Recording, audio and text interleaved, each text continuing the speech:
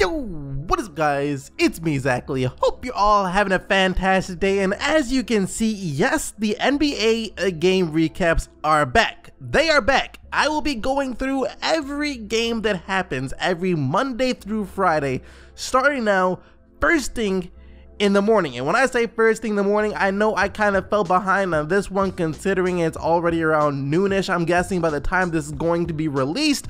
But hopefully in the future I can have these up first thing in the morning so you guys can see them first thing when you wake up. You can wake up and automatically be updated on all of the games that happened last night in under 10 minutes. That's the goal here, and that's what we're going to be trying to do. Anyways, that being said, let's just get into the games that did happen.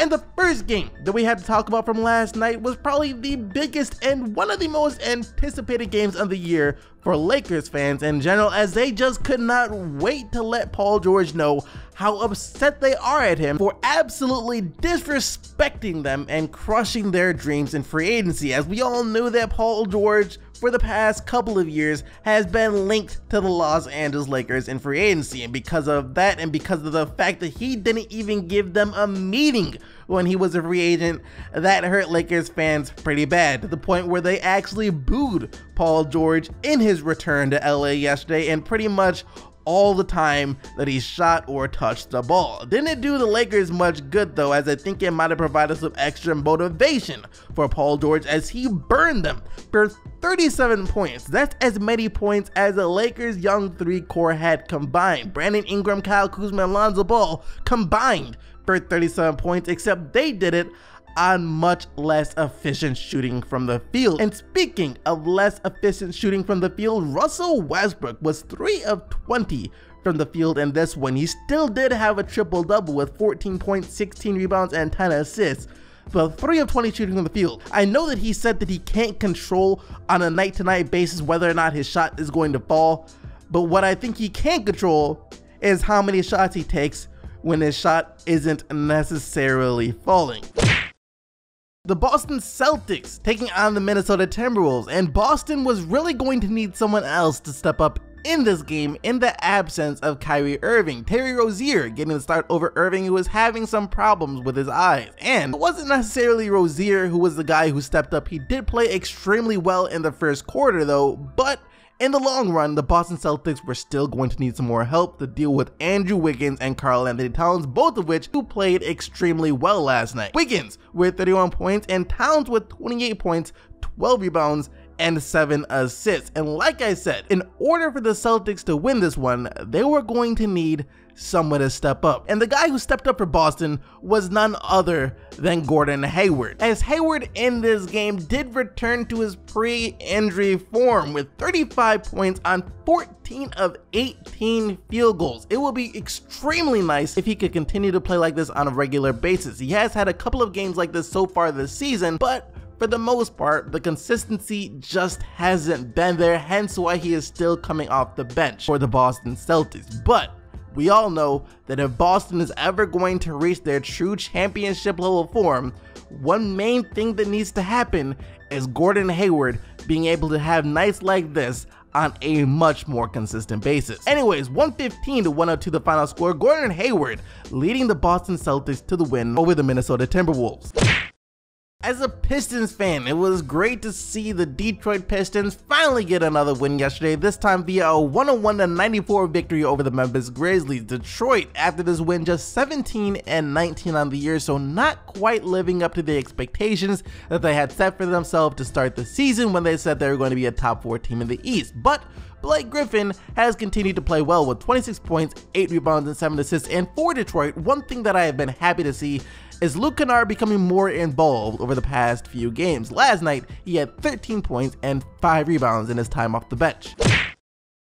And for our next game, we have Anthony Davis and the New Orleans Pelicans looking to get another win versus the Brooklyn Nets. However, in order for that to happen, Anthony Davis is going to need a lot of help from his other teammates, because we all know that Anthony Davis is going to go in there every night and do his part. However, the rest of the guys in the New Orleans Pelicans are really going to have to step up. And good news in this one is the other starters for the New Orleans Pelicans surely did step up, with Julius Randle, Jrue Holiday, E'Twaun Moore, and Elfrid Payton all playing extremely well as Anthony Davis, who did have 34 points and 26 rebounds in this one. So it's safe to say that Anthony Davis did get the help that he needed from his starters. Bad news for the New Orleans Pelicans is that D'Angelo Russell was absolutely cooking New Orleans last night with 22 points and 13 assists, but also more bad news for New Orleans is even though Anthony Davis may have received the help that he needed from the other starters, he definitely did not get the help that he needed from the New Orleans Pelicans bench in this one, as New Orleans bench only contributed 5 points in this game, just 5. Compared to the 55 points that the Brooklyn Nets had on the bench, and that was the real reason that the Nets were able to get the 126-121 win. So the Orlando Magic are continuing to have one of their best seasons in quite some time actually, as with the 112-84 win that they got over the Chicago Bulls last night, Orlando is now 17-20 on the year. Look, not a good record, not a good team, but improved. They're heading in the right direction. That's mainly because of Nikola Vucevic, who continues to be one of the most overlooked players of this NBA season, putting up 22 points and 12 rebounds. Is on the season so far. The man is averaging over 20 points and just under 12 rebounds per game while shooting 53% from the field and 38% from 3. And he very well could be a first-time All-Star next month. Next up though, we have Joel Embiid and the Philadelphia 76ers taking on Devin Booker and the Phoenix Suns. And to start off this game, well, it started off just about how you'd expect a game between the Philadelphia 76ers and the Phoenix Suns to start off, with the Philadelphia 76ers showing the Phoenix Suns why they are one of the best teams in the Eastern Conference, and the Phoenix Suns showing everyone why they are one of the worst teams currently in the NBA, as Joel Embiid and the Philadelphia 76ers were absolutely having their way with Phoenix throughout the first 3 quarters in this one. Embiid was clearly unstoppable. Ben Simmons was playing a great game, and so was JJ Redick, and not to mention the fact that the Philadelphia 76ers were without Jimmy Butler in this one. However, even though a majority of this game was being ruled by the Philadelphia 76ers, Devin Booker and the Phoenix Suns did start to make a run late in the 3rd quarter, a very serious run considering they were almost down 30 points, and the Philadelphia 76ers had to hold on to claim the 132-127 win. Devin Booker played a huge part in the second half surge from the Phoenix Suns as he finished the game with 37 points. The Washington Wizards playing their 3rd game since we all found out that John Wall will be out for the remainder of the season as he is set to undergo surgery. And for the Washington Wizards, they are taking on the Atlanta Hawks, so this should have been quite an easy game for them. And for the most part, it was.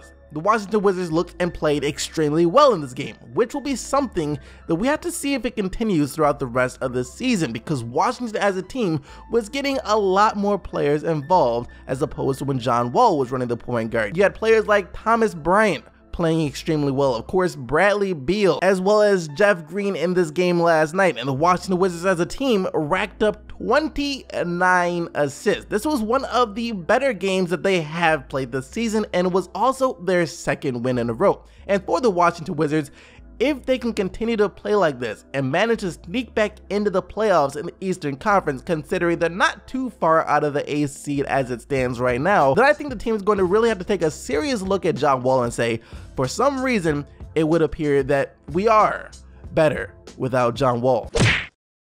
The Dallas Mavericks taking on the Charlotte Hornets in Charlotte, and Charlotte got spanked in Charlotte by the Dallas Mavericks. This one was over pretty much at some point in the 1st quarter, 122-84. The final score in this one. The rookie phenom Luka Doncic doing it again with 18 points and 10 rebounds in only 26 minutes, as well as Dennis Smith Jr. showing that he can coexist with Luka Doncic with 18 points and 7 assists of his own. So yeah, not really too sure why the Dallas Mavericks will be looking to trade him as of right now. And for what will be our final game of the night, Dion Waiters, the GOAT, the legend himself, made his triumphant return in the Miami Heat's game against the Cleveland Cavaliers. Of course, the Cleveland Cavaliers being the team that drafted Dion Waiters in what seems like so many years ago. Anyways, Waiters in this game did everything. The man was out there putting in work. 7 points on 1 of 6 shooting from 3. That is why this guy is already NBA legend status. As because of that, the Miami Heat were able to get the easy 117-92 win. Now that Dion Waiters is back, no team in the Eastern Conference stands a chance against this Miami Heat team. And that is going to do it for all of the game recaps that we have to cover today. Hope you guys enjoyed the video, and if you did, if you are excited about the game recaps returning, go ahead and demolish that like button. I'm gonna try to start doing these game recaps a lot earlier so you guys can see them kind of first thing in the morning. I think that would be great, very beneficial to you and everyone else that needs game recaps of what went on in the NBA, because I know not everyone can keep up with every single game that happens every single night. It's not humanly possible. So, like I said, if you are excited about these game recaps returning, then go ahead and destroy that like button. It does help the channel grow, and I also just really appreciate it. That being said, make sure to stay tuned to the channel for more NBA recaps, news, updates, just anything and everything NBA related. But until next time, I'm out of here. Peace!